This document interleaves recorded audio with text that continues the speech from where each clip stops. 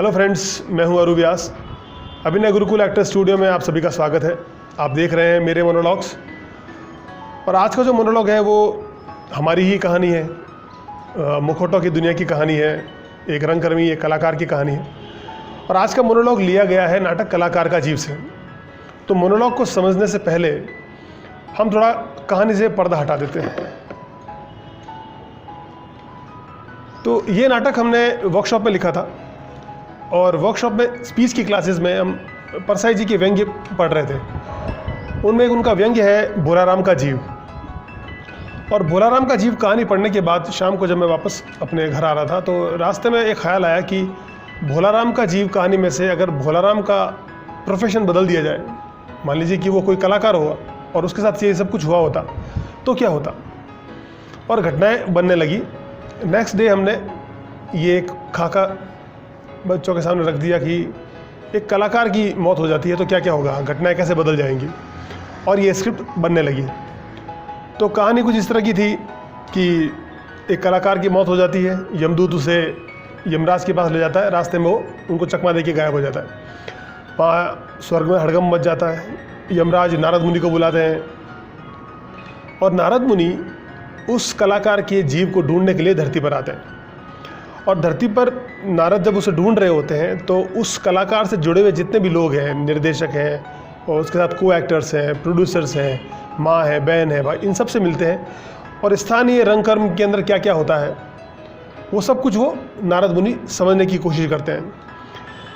और वो जब थक जाते हैं तो उनको कोई एक आदमी बताता है कि अगर तुम कलाकार को ढूंढ रहे हो तो वो तुमको कहीं नहीं मिलेगा।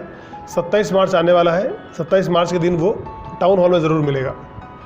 तो नारद मुनि 27 मार्च विश्व रंगमंच दिवस को टाउन हॉल पहुंच जाते हैं और वहाँ देखते हैं कि एक कोने में कलाकार का जीव खड़ा हुआ है और वो सभी लोगों को देख रहा है, सभी लोग जो बोल रहे हैं उनको सुन रहा है। यहाँ नारद मुनि उस कलाकार से कहता है कि तुमको ढूंढने के लिए मैंने जिन जिन लोगों से मुलाकात की तो मुझे रंग परिदृश्य समझ में आया, रंगकर्म समझ में आया, थिएटर की दुनिया में क्या क्या हो रहा है वो सब कुछ समझ में आया। तो मैं चाहता हूँ कि आज तुम अपनी कुछ बात कहो। तो मैं थोड़ी देर के लिए तुमको विजिबिलिटी देता हूँ, लोग तुमको देख पाएंगे। और यहाँ नारद मुनि उसके ऊपर हाथ रखते हैं और कलाकार का जीव सबको दिखाई देने लगता है। आज का जो मोनोलॉग है उसमें एक आहत रंगकर्मी की व्यथा है, या एक युवा रंगकर्मी जो कुछ देख रहा है अपने आसपास, वो सब कुछ वो उस स्पीच में कहता है।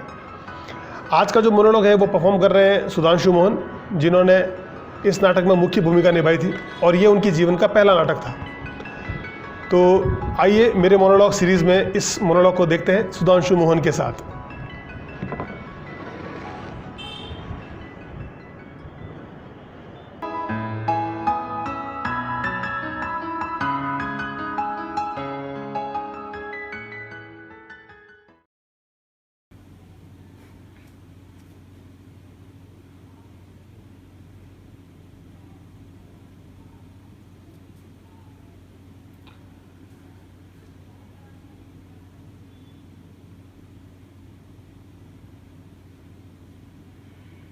मैं यहाँ किसी से कुछ कहने के लिए नहीं आया हूँ। मैं तो इस भीड़ में अपने उस हत्यारे को ढूंढने आया हूँ। इस तरह चौंकिए मत। इसी भीड़ में मौजूद है मेरी मौत का तमाशा देखने वाला वो तमाशबीन। उसका कोई चेहरा नहीं है, मजहब भी नहीं है उसका कोई। ये तो वही लोग हैं जिन्हें ना तो कभी मैं दिखाई दिया और ना कभी सुनाई दिया। पर हाँ, जब अपना मतलब होता था ना तो झट से मुझे याद करते थे। ये वही लोग हैं जिनकी बातों में अनुदान है, ग्रांट्स हैं, बड़े बड़े महोत्सव हैं, खुद को सम्मानित करवाने की चिंता भी है।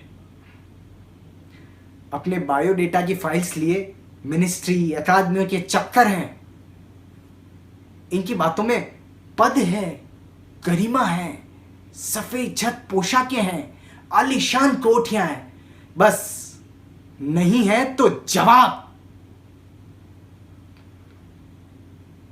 एक अभिनेता का जवाब कि क्यों मरा मैं, क्यों मरता रहा मैं, और क्यों मरने दिया गया मुझे।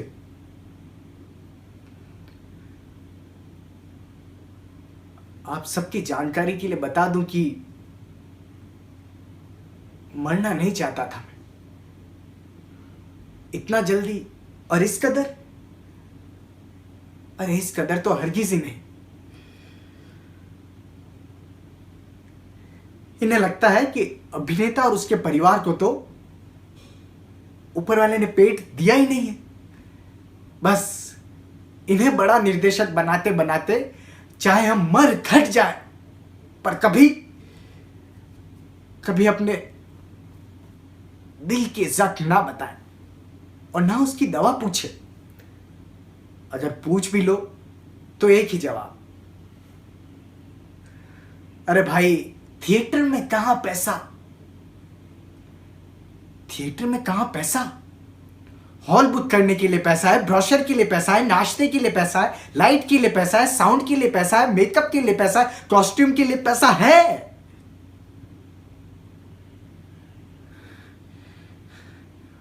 पर जब एक अभिनेता को देने की बारी आती है ना,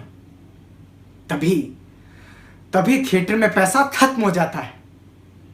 अरे जब एक अच्छा अभिनेता ही नहीं होगा तो ये महंगे सेट्स, एलईडी लाइट्स, इनसे दिखाओगी क्या। और इन सब के बिना भी बहुत बहुत अच्छे से एक नाटक किया जा सकता है, पर एक अच्छे अभिनेता के बिना हरगिज नहीं। ताज्जुब की बात है, जो लोग कल तक मेरे ही साथ इस लड़ाई में शरीक हुआ करते थे, वे खुद भी आज यही सब किए जा रहे। अरे कोई इतना जल्दी अपना जमीर कैसे बेच सकता है। फिर इनको नींद भी आ जाती है, सुकून की नींद। अरे भाई मुझे तो नहीं आई, पिछले 30 सालों से तो नहीं, और शायद मैं अकेला नहीं हूं, मुझ जैसे और भी हैं जिन्हें नहीं आती होंगी। खैर मैं तो मर गया, मर गया तो मर गया, खेल खत्म हुआ।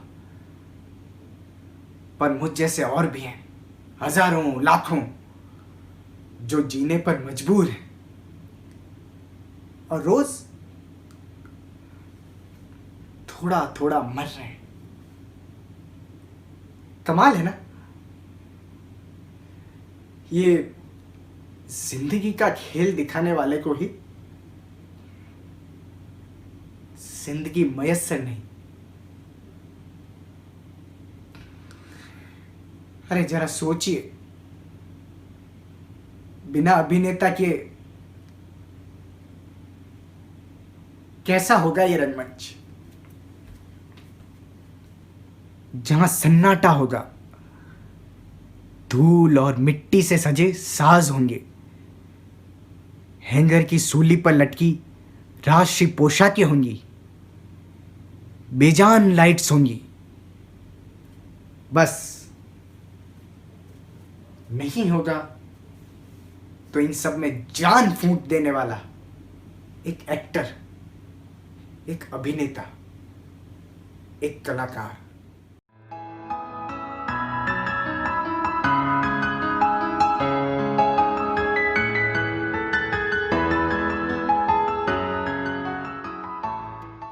अभिनेता के बिना कैसा होगा ये रंगमंच,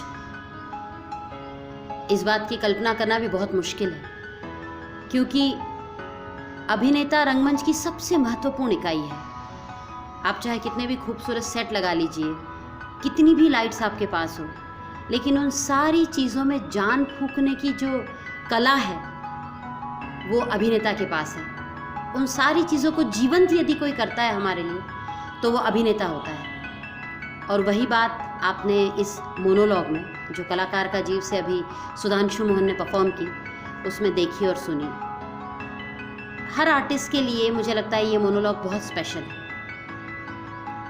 एक बहुत इम्पॉर्टेंट चीज़ इस मोनोलॉग के थ्रू मैं आपसे शेयर करना चाहती हूँ कि कभी कभी ऐसा होता है कि एक्टर का या अभिनेता का जो अनुभव है वो कैरेक्टर के अनुभव से मैच करता है। मतलब जो रिक्वायरमेंट है कैरेक्टर को समझने की, उस तक पहुंचने की, उसमें अभिनेता के पास इतना अनुभव होता है कि वो पहुंच पाता है। जबकि कभी कभी इसके बिल्कुल विरुद्ध भी होता है। मतलब ये कि चरित्र का जो अनुभव है वो आपके पास नहीं होता है। जैसे इस मोनोलॉग की बात करूं तो इसमें सुधांशु मोहन जब ये नाटक कर रहे थे, ये उनका पहला नाटक था। रंगमंच में उनकी शुरुआत थी और वो पहली दफ़े इस कैरेक्टर के साथ मंच पे गए थे। जबकि ये जो कैरेक्टर है, कलाकार का जीव का मुख्य पात्र जो है, वो 30 साल से रंग कर्म कर रहा है। तो इस पूरी फील्ड की जो पेन है, जो जर्नी है, उससे वो गुजर चुका है, मर चुका है और मरने के बाद कुछ कहने के लिए वापस आया है। मुझे लगता है ऐसे समय अभिनेता की जिम्मेदारी बहुत ज़्यादा बढ़ जाती है। उसकी रिसर्च की, उसकी उस चरित्र को अच्छे से समझने की चाह बहुत तेज़, बहुत तीव्र होनी चाहिए। उसे बहुत मेहनत करनी पड़ेगी। इस मेहनत के दौरान एक और बहुत खूबसूरत हादसा कहेंगे, इंसिडेंट घटा, जो ये था कि जब ये मोनोलॉग सुधांशु मोहन मंच पे बोल रहे थे, पहली दफ़े, पहला नाटक, फर्स्ट टाइम इतना बड़ा मोनोलॉग लेके एक एक्टर मंच पे गया है। और जैसे ही उन्होंने ये मोनोलॉग शुरू करने की कोशिश की एक कंप्लीट ब्लैकआउट हो गया। वो भूल गए। और मुझे लगता है ये बहुत ही खूबसूरत घटना होती है, संवाद भूल जाना, जो हम में से वो सारे लोग जो मंच पे अभिनय करते हैं या मंच पे बड़े किरदारों के साथ गए हैं, उनके साथ कभी ना कभी घटी होती है। महत्वपूर्ण ये नहीं है कि वो संवाद भूल गए, बिकॉज उन्होंने थोड़े ही मिनट्स में, थोड़े सेकंड्स में अपने आप को रिकलेक्ट कर लिया और पूरी स्पीच बहुत अच्छे से परफॉर्म की। इम्पॉर्टेंट ये है कि इस इंसिडेंट से उन्होंने क्या सीखा या इस इंसिडेंट का उन पे क्या इम्पैक्ट हुआ, या इनफैक्ट किसी भी एक्टर पे जब हम लाइंस भूलते हैं तो उसका क्या इम्पैक्ट होता है। भूलने के 100,000 कारण हो सकते हैं। उन कारणों पे मंथन की बहुत आवश्यकता है और उस मंथन के बाद ये सीखने की कि ये अगली बार न हो या ये मेरे साथ क्यों हुआ। और वही सुधांशु मोहन के साथ हुआ। इस घटना के बाद उन्होंने अपने ऊपर इतना ब्यूटीफुली, पता नहीं उन्होंने क्या चीज़ें अपने साथ की, उन्होंने क्या तरीके अपने लिए ईजाद किए, लेकिन आज वो अभिनय गुरुकुल के उन अभिनेताओं में से जिन्हें हम 5 मिनट पहले बड़ी से बड़ी स्पीच देकर बहुत विश्वस्त होते हैं कि हाँ वो 5 मिनट या 10 मिनट के अंदर अंदर उसे तैयार कर लेंगे। सो एक्सीडेंट्स हमारी लाइफ में होते हैं, लेकिन उससे ज़्यादा इम्पॉर्टेंट ये है कि उनका इम्पैक्ट हम पे क्या होता है और हम उनसे क्या सीखते हैं। ये हर अभिनेता पे लागू होता है, राइट। जिस तरह सुधांशु मोहन ने इसको बहुत स्पोर्टिंगली लिया and he learn a lot, he taught us a lot after that, उसी तरह मुझे लगता है हर अभिनेता के लिए ये इम्पॉर्टेंट है कि हम बहुत स्पोर्टिंगली हमारे लाइफ के, हमारे रंग कर्म से जुड़े हुए इंसिडेंसेस और एक्सीडेंसेस को लें और we go through our journey swiftly. तो ये था मोनोलॉग कलाकार का जीव से सुधांशु मोहन के साथ। बहुत जल्दी मिलेंगे एक नए मोनोलॉग में, एक नए अभिनेता के साथ, मेरे मोनोलॉग।